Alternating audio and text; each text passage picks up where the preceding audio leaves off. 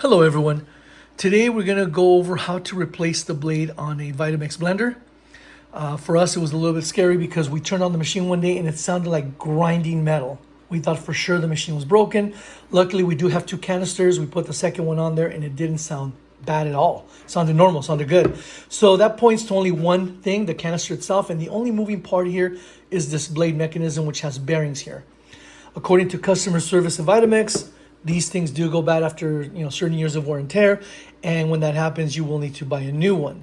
The challenge is that for this particular one, this canister, through Vitamix, I'm looking at anywhere from $120 to $159.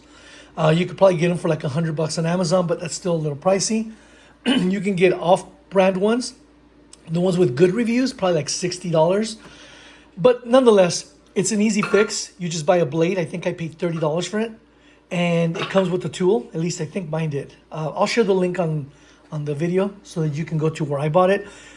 Make sure that the blade that you're getting matches the unit you're using. Because if you get the wrong blade, it's not going to work. So for me, again, I don't remember what model I have, but the replacement is identical on all the units. So first turn it over and you're going to use the tool. It's a special tool.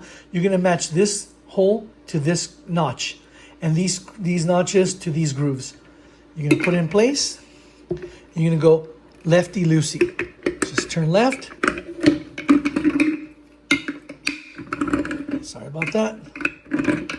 Once it's loose, grab it from the nut, because these blades, even though the bearings are done, it's still sharp. So once you spin it off, here's the bottom piece. There's a gasket there for water. Pull out the bad blade, and then we get the good blade. And if you notice on the new blade, there's flat parts here. That aligns with the blender itself. So just make sure you align those grooves.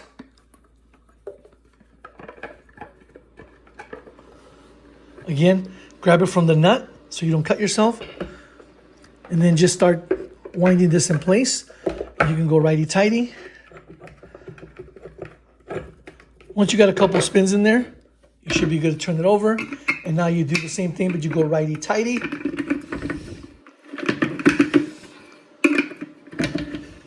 All right, so let's go test it.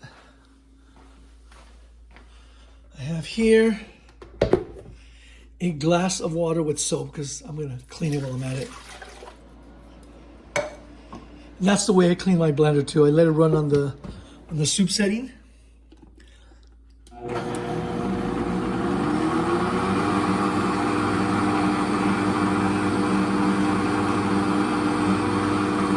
All right, that sounds really good. So again, really easy to replace, saves you a lot of money.